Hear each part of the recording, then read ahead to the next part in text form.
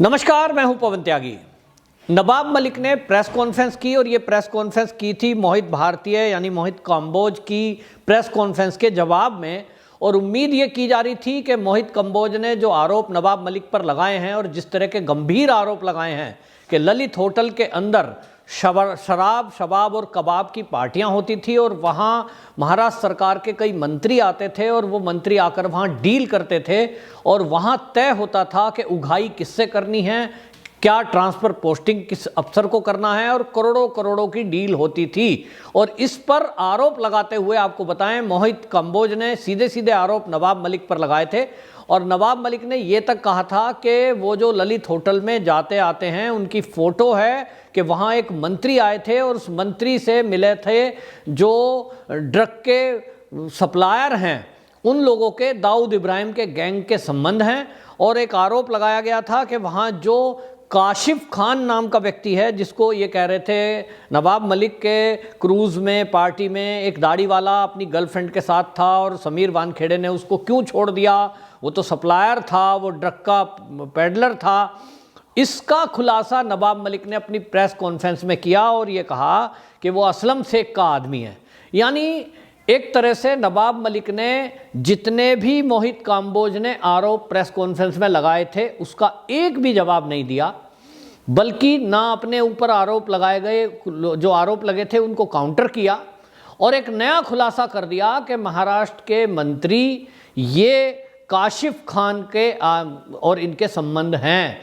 यानी एक तरह से अब अपनी ही बात से नवाब मलिक पलट गए हैं। दूसरी बात, जो आरोप लगा रहे थे कि ये व्यक्ति कौन है, इसका खुलासा भी नवाब मलिक ने ही कर दिया कि काशिफ खान दाढ़ी वाला जो क्रूज ड्रग पार्टी में गया था वो किसका आदमी है, तो महाराष्ट्र के ही एक मंत्री असलम शेख का ही व्यक्ति है।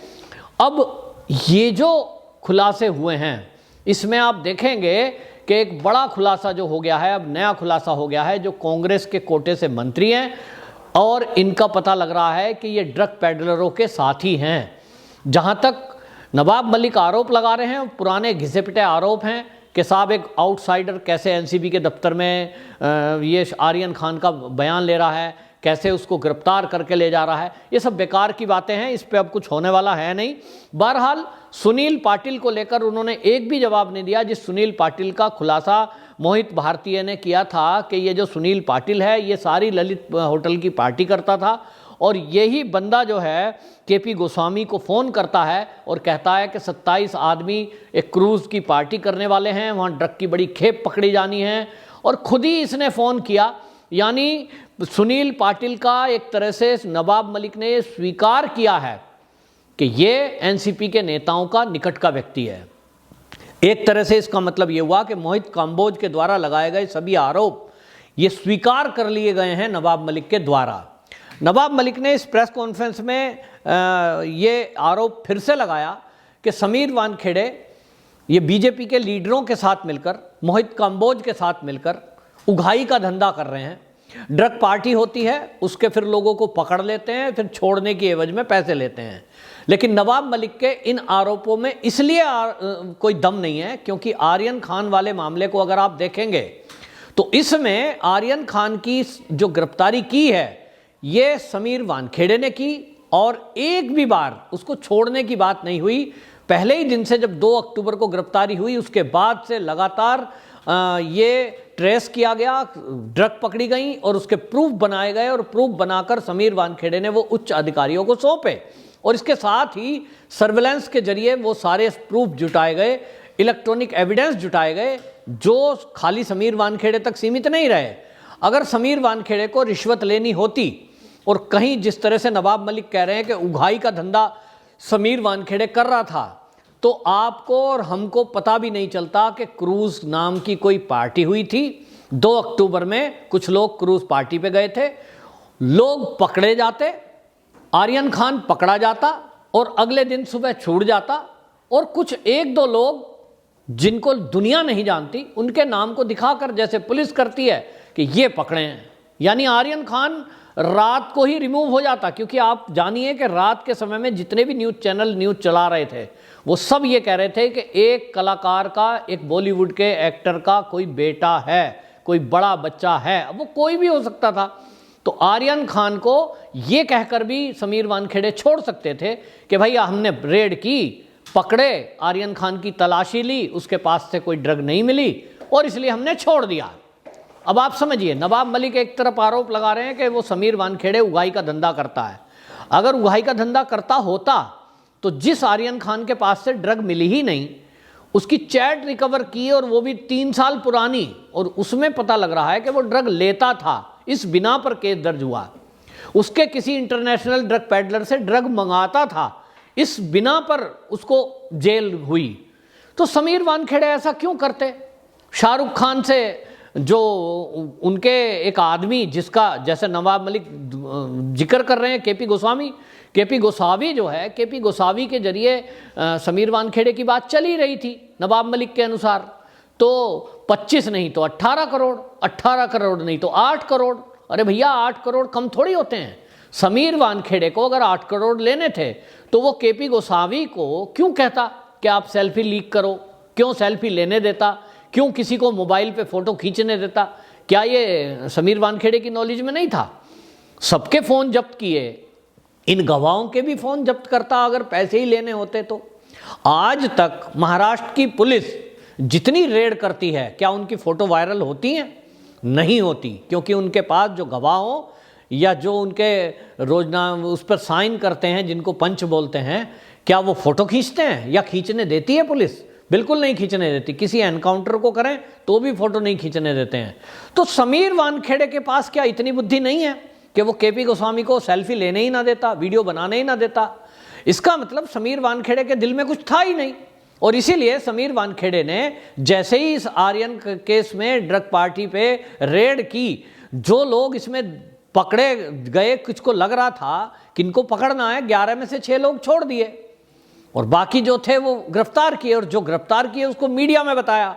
यानी मीडिया में क्यों बताता? और दूसरी बात आप देखिए, सबसे बड़ी मैं आपको बताऊं कि जिस तरह से ये जो एनडीपीएस की कोर्ट है, विशेष अदालत, उसमें जिस तरह से समीर वानखेड़े खुद मौजूद होकर सख्ती के साथ इस सारी सुनवाई को कर रहे थे, और जो वकील थे एसजी उनकी मदद कर रहे थे, जिस तरह से निचली अदालत में 2 बार बेल एप्लीकेशन रिजेक्ट हुई, जिस तरह से हाई कोर्ट में भी 1 दिन छोड़ के तीसरे दिन तक जिरह हुई, समीर वानखेड़े प्रूफ ना देते, पैसे की डील हो गई थी तो ना देते, गवाह पेश ना करते, तो शाहरुख खान तो फिर भी पैसा दे देते, इसी बेत पे दे देते, भाई तुमने मेरे बेटे को 1 दिन बाद जमानत मिलने में हेल्प कर दी। यही तो होना था। तो नवाब मलिक के लगाए गए आरोप बकवास हैं। वो समीर वानखेड़े पर आरोप लगा जरूर रहे हैं, लेकिन दम बिल्कुल नहीं है। और अब नवाब मलिक ने एक और नया वही फुस्सी बम छोड़ा है, और वो फुस्सी बम ये है कि ये तो आर्यन खान का अपहरण का केस है। अरे भाई नवाब मलिक जी, आप मंत्री हो, और अगर आपको ये आज पता लग रहा है तो ये आपको 2 अक्टूबर को भी पता लगना चाहिए। और 2 अक्टूबर को पता नहीं लगा, अपहरण का केस है, 3 को, 4 को, 5 को, भैया कितने दिन हो गए? पूरा महीना बीत गया। और इस पूरे महीने बीतने के बाद भी यदि आपको आज पता लग रहा है कि ये तो अपहरण का केस था, तो फिर तो सब मंत्री और महाराष्ट्र की पुलिस क्या कर रही थी? तो भाई आपकी पुलिस और आप क्या कर रहे थे? आज आपको पता लग रहा है अपहरण का केस है। और ये भी कौन बता रहा है? ना शाहरुख खान बोल रहा है, ना आर्यन खान बोल रहा है, ना उसकी फैमिली से कोई बोल रहा है, ना उसके वकील बोल रहे हैं। देश विदेश के 25 वकीलों की फौज कोर्ट में खड़ी थी और वो जिरह कर रही थी, और वो एनसीबी के काउंटर कर रही थी एसजी के सवालों को। एक भी इतने इंटरनेशनल वकील जो खड़े थे, वो कोर्ट में अगर कहते कि हमारे मुवक्किल को अपहरण किया गया है, तो समीर वानखेड़े तो जेल में होता। तो नवाब मलिक जी, आप बेमतलब की बातें क्यों कर रहे हो? अब आप नया सुर्रा छोड़ रहे हो, और इससे आप ही की बेइज्जती हो रही है कि आप ही की सरकार और आपकी महाराष्ट्र की पुलिस की आप बेइज्जती कर रहे हो ये कहकर कि आर्यन खान का अपहरण किया गया था वसूली के लिए। ये वसूली शब्द महाराष्ट्र सरकार को शायद सूट करता है, क्योंकि वसूली चल रही है, सब 100 करोड़ की वसूली। लेकिन आप एक ईमानदार अफसर समीर वानखेड़े को कहेंगे कि वसूली कर रहे हैं? वो नौकरी में हैं। अगर वो नौकरी में ना होते ना, और वो भी राजनीतिक दल में होते कहीं, अभी तक आपको जेल में भेज चुके होते उनकी अवमानना या बेइज्जती करने के आरोप में। लेकिन अब सवाल यह है कि नवाब मलिक ने जब यह खुलासा किया है और जो ये बातें बोली हैं इसके लिए निश्चित रूप से वो जेल जाएंगे।